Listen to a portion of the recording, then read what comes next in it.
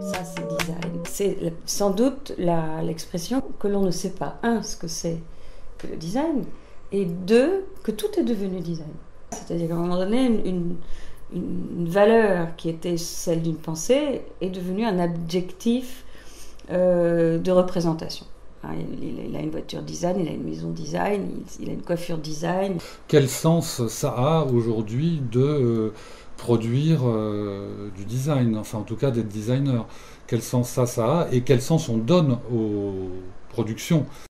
La masse d'objets dans laquelle on vit tous a une sorte d'inertie qui empêche un autre objet d'arriver, de remettre en question cette masse.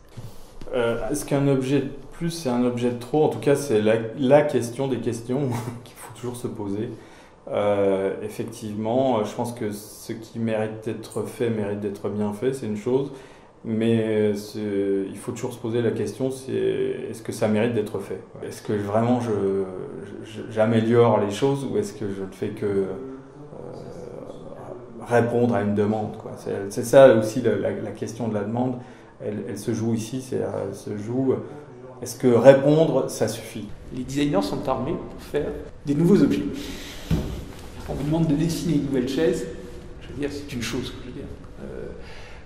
On vous demanderait de dessiner, de designer un objet nouveau. Alors là, va se poser les problèmes. Si vous faites vraiment ce projet-là, personne n'est capable de lire la fonction de l'objet, personne n'est capable de lire l'objet, ce n'est pas un objet en fait. Finalement, on est un peu enfermé dans les gens du marketing sont enfermés dans ce qui marche, dans ce qu'ils savent qui a marché, mais jamais dans ce qu'ils savent, parce qu'ils ne savent pas ce qui va marcher, quoi. Ils sont toujours en retard. C'est leur définition, ils sont en retard parce qu'ils analysent ce qui s'est passé, ils essayent d'enregistrer ce qui s'est passé. Et si on veut faire quelque chose de réussi, en fait, on touche vite à des questions stratégiques. Parce qu'en fait, c'est assez triste, mais tout ça est très pensé en termes de catégories pour des gens qui font du marketing, de la publicité. C'est que l'élégance, ça coûte cher. Mais après, ou devenu un style, mais moi le style ça me gêne pas parce que quoi qu'on en dise, on en fait du style.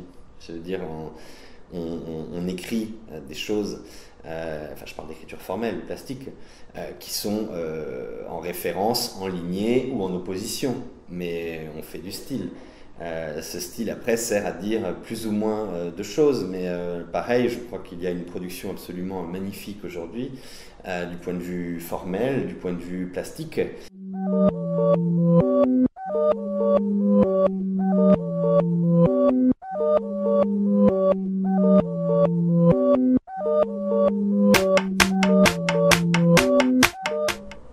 C'est pas juste, c'est joli, c'est pas joli en fait. La beauté. Je veux dire, je me souviens, je crois que c'est Prouvé qui disait, mais quand vous regardez une maison en pierre normande dans un paysage et que vous la trouvez belle, en fait vous avez une émotion esthétique qui est aussi technique, c'est une forme d'adéquation entre le climat, la lumière, le paysage, les ressources, etc.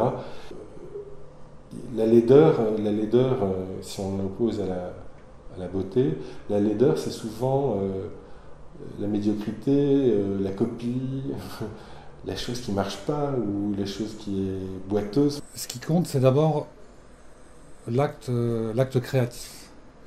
Donc il y a la même jouissance, j'allais dire, à rechercher des idées, rechercher des concepts, que ce soit pour le design de galerie ou le design plus industriel. Donc déjà, ça c'est la base commune. Le design d'édition, le design de galerie, c'est pas un design qui se limite à un design d'image, à des objets qui seraient uniquement destinés à la presse et à faire de la communication. Et pour moi, c'est même complètement c'est complètement opposé à ça.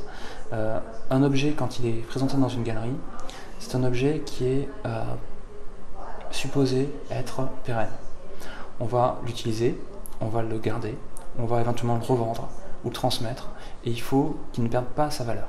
Et même, on espère qu'il va prendre de la valeur. Ce qui m'intéresse, c'est qu'on ait de l'attention pour les objets. Moi, je pense que la meilleure usure pour un objet, c'est qu'on ne le veuille plus. À un moment donné, on lui dise, on le regarde et on dit, j'en veux plus. C'est ça l'usure de l'objet, c'est sa mort. Dans le travail de galerie, il y a un travail d'image, mais ça ne se limite absolument pas à ça. C'est, je dirais que c'est quand même beaucoup plus un travail sur la pérennité de l'objet, la pérennité matérielle, la pérennité stylistique, tactile. Voilà, c'est l'objet qu'on ne jettera pas, qu'on va transmettre après sa mort, après 50 ans, qui pourra se retrouver en maison de vente dans 100 ans. Voilà, c'est ça l'objectif en fait. Il y a un côté image, mais c'est complètement, pour moi en tout cas, complètement anecdotique. Donc je suis très intéressée par la transmission des choses. Alors, je me dis, ce que j'aimerais, c'est que quelque part, comme on avait les meubles de famille, ou les objets dans la famille auxquels on s'attachait, on allait le transmettre à quelqu'un. Et à chaque fois expliquer pourquoi. Mais qu'elle puisse se déplacer dans le temps et être une sorte de témoin qui puisse raconter une histoire. Ces objets-là, ils persistent quand même. Ils existent. Ils ont une existence physique presque morale dans une pièce. Cette existence va se déplacer avec eux.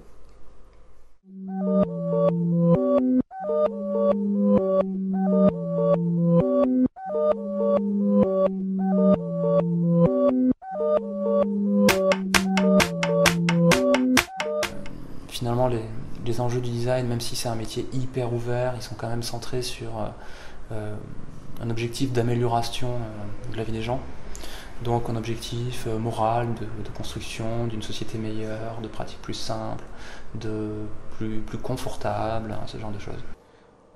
Je pense que non seulement le designer doit revendiquer effectivement une transversalité et une liberté d'aller d'un champ à l'autre, de couvrir le maximum de champs possibles d'intervention. On ne parle pas de concepteur, on ne parle pas de dessinateur, là, ça aurait du sens, mais on parle de designer, et à ce titre-là, on peut facilement inventer une posture qui n'existe pas ailleurs. Sur la question des services plus génériques, c'est-à-dire ceux où il y a de l'humain, le design peut intervenir parce qu'en fait, quand on y regarde de plus près, un service, c'est quoi? C'est un système qui est en général dynamique et qui mélange trois types de choses, de flux, qui sont des flux d'informations. Il y a beaucoup d'échanges d'informations entre les protagonistes, des flux de matière. Quoi qu'on en dise, même si le service est dit matériel, il y a toujours des supports papier, des agences bancaires, des bornes, des uniformes parfois, etc. Et qui, eux, peuvent rejoindre en fait les champs plus classiques du design graphique, design pour le stylisme, design d'interface, design d'espace, etc. Je me suis rendu compte que quelque chose était très intéressant, et que j'allais pouvoir le revendiquer, c'est la notion de designer au service. C'est-à-dire que quand on veut créer la notion de service, c'est de prendre conscience qu'à un moment donné, le concepteur, enfin, le designer concepteur, mais dans cette fonction, a une expertise, c'est de savoir qu'il ne va pas chercher à enfermer son usager.